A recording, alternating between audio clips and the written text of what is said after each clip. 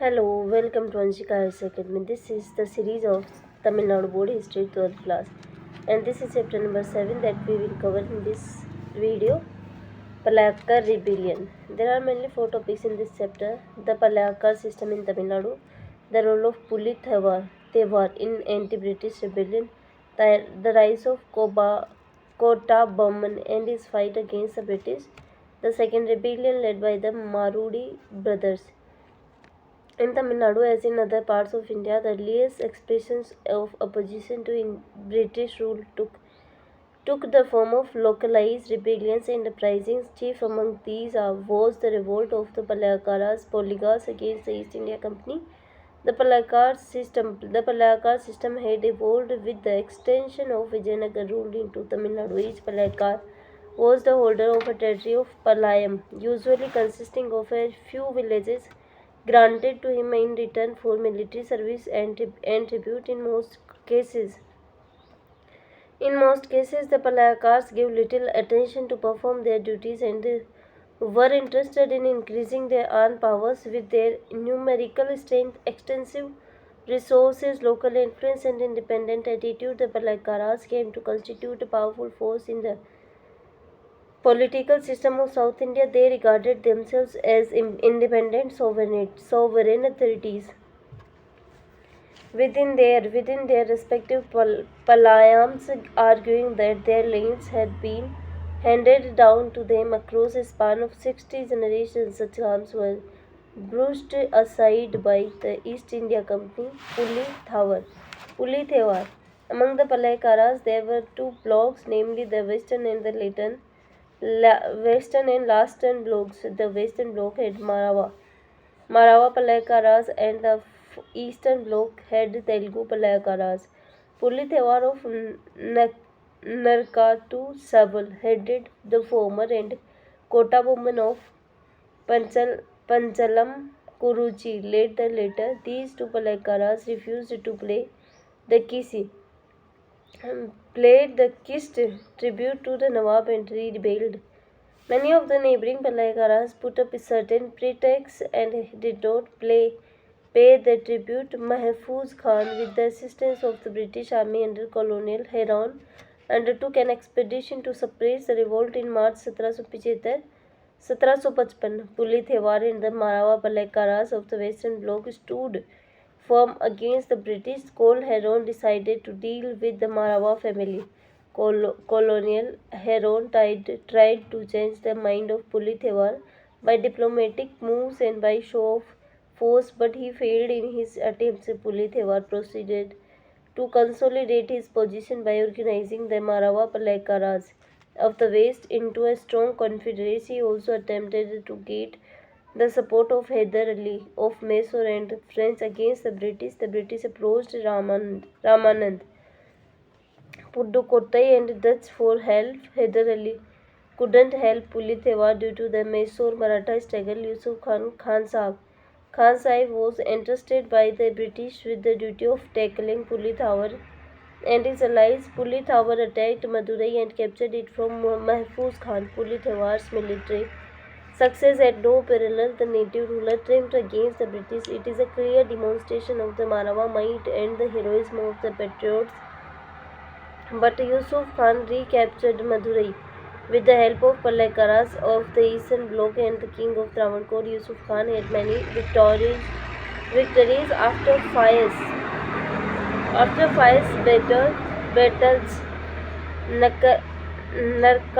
Narkatum Seval was attacked in 1767. In 1767, the city was captured by Colonel Campbell. Puli Thewar escaped and died in exile without finally fulfilling his purpose of checking the growth of the British influence. Also, his attempt ended in failure. He leaves a violent trail of a struggle for independence in the history of the South India. Veera Pandya Kottabomman. Veera Pandya Kottabomman became the Palayakara of the Panchalam Kuruchi at the age of 30 on the death of his father Jagveera Pandya Kottabomman. The company's administrators, James London and Colin Jackson, had considered him as a man without education but of peaceful disposition, yet several events led to the conflict between Kata Bowman and East India Company. During this period, the collection of tribute served as a cause of friction. The Nawab of Arcot, who had this right, surrendered it to the English under the provisions of the Karnataka Treaty of 1792. Therefore, the chief of Panchalam Kuruji Kata Bowman had to pay tribute to the English in September 1798. The tribute from Kata Bowman fell into arrears. Collector Jackson, in his characteristic arrogance and rashness, wrote letters to the Kota Bowman in a threatening languages. There is a tradition to indicate that Kota Bowman declared, "It rains, the land yields. Why should we pay tax to the English?" By the 31st May 1789, the total areas of tribute from Kota Bowman amounted to 3310 pagodas. Though Jackson wanted to send an army against Kota Bowman, the Madras government did not give permission.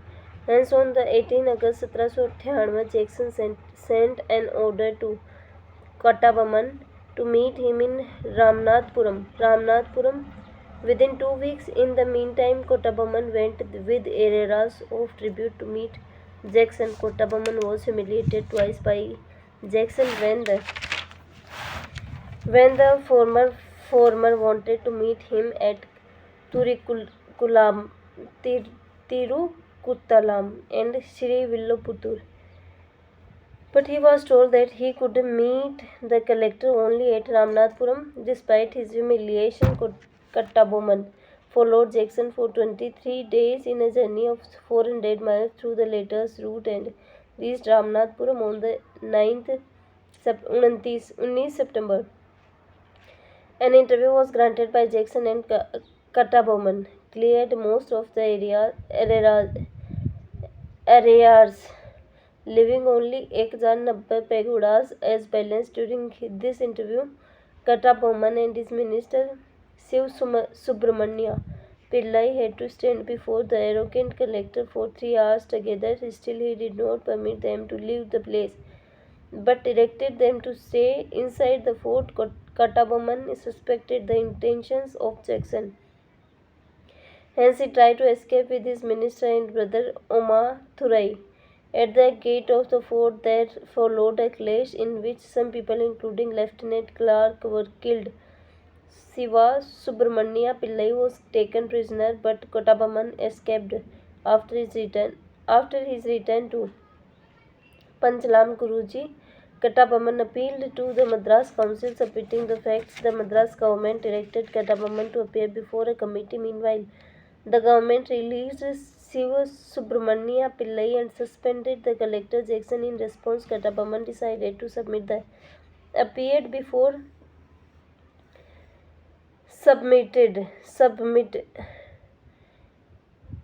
He appeared before the committee with William Brown, William Oram, and John Casimir as members. The committee found Kata Bowman not guilty. S.R. Lushington was now appointed collector in the place of Jackson. Later was eventually dismissed from service. League of Palaikaras. Thus, the English removed the source of grievance to Kota Bowman. Yet the humiliation suffered by Kata Bowman affected his self-respect. During this time, Marudu Pandyan of the Shiv Ganga organized a South Indian Confederacy of rebels against the British. The Tiruchirappalli Proclamation was made. He sent missions. Panchala Kuruji. Thus, a close association between Kota Bowman and Marudu Pandyan established. The events now moved to a crisis in August 1798. The son of Palaikaras of the Sivagiri and his advisor visited Panchalam Kuruchi and held consultations. Kota Bowman decided to establish his influence in Shivagiri with the aid of the son of Palaikaras as the Palaikarar Palakarar of Shivagiri was a tributary to the company. The Madras Council considered this move as a challenge to its own authority and ordered war against Kottaboman expedition to Panchalam Kuruchi. In May 1799, Lord Wellesley issued orders from Madras for the advance of the forces from Tiruchirappalli, Tanjore and Madurai to Tirunelveli. Major Bannerman, armed with extensive powers, assumed the command of the expedition on the 1 September 1799. The major served an ultimatum directing Kottaboman to surrender and attend to him at Pallakottai on the 4th. Kottaboman replied that he would submit on a lucky day. Bannerman considered this reply as invasive and decided on military action. On 5 September, Kottaboman's fort was attacked. On the Solwa reinforcement and 16th reinforcements reached from Palayam Kottai in a clash at Kolarpatti and Palakarar. Troops suffered heavy casualty and Shiv Subramania Pillai was taken prisoner. Kottaboman escaped to Puddukottai. The ruler of Puddukottai captured Kottaboman from the jungles of Kolhapur and handed him over to the British. Fall of Kottaboman. Bannerman brought the prisoners to an assembly of the Palakarars and after a mockery of trial sentenced them to death. Shiv Subramania Pillai was executed at Nagalpuram on the 13th of September. On the 16th of October, Veera Pandya was tried before an assembly of Pallakarar summoned at Kyatar. It an assertive tone and with contempt for death, he admitted the charges levelled against him.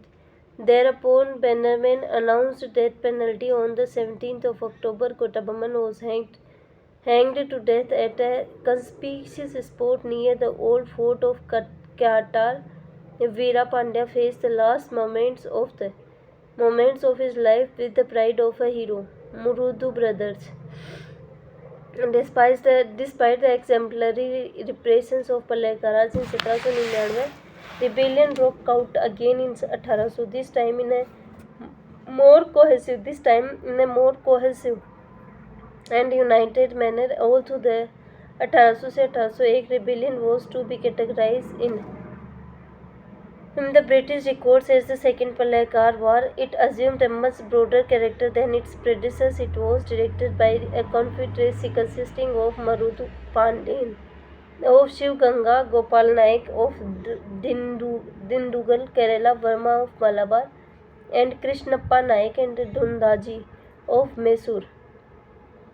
An insurrection which broke out in Coimbatore in June 1800 soon spread the Ramnathpuram and Madurai. By May 1801, it had reached the northern provinces, where Marudhu Pandyan and Melappan provided the leadership. Omathurai, the brother of Kottaboman, emerged as a key leader in February 1801.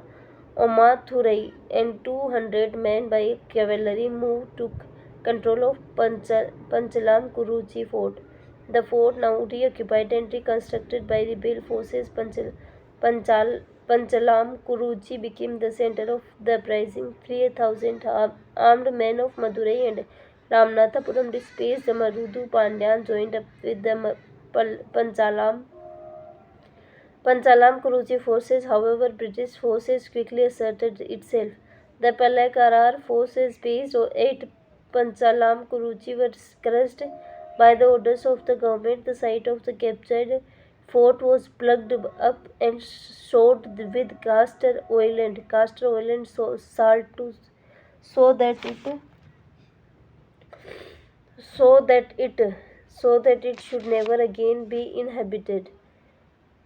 The British forces quickly empowered the remaining insurgents. The Marudhu brothers and their sons were put to death. Omathurai and Sewa Thai were beheaded at Panchalam Kuruchi on 16 November 1801. 73 of the principal rebels were sentenced of transportation. So savage and extensive was the death and destruction worthy wrought by the English that the entire region was left in a state of terror. The suppression of Palaicar rebellion in 1799 and 1801 से 1801 resulted in the liquidation of the influence of the chieftains under the terms of Carnatic Treaty. 31 July 1801 the British assumed direct control over Tamil Nadu. The Palaicar system came to a violent end and the company introduced the Zamindari settlement in its place. Learning outcomes of this chapter is Chapter R. The functioning of Palaicar system in Tamil Nadu, their relations with the British as tributaries, the rise and fall of Puli war against the British dominance, Veera Pandya Kattabaman, and the violent struggle against the British arrogance, the rebellion led by Marudu brothers and their failure against the mighty British. Thanks for watching.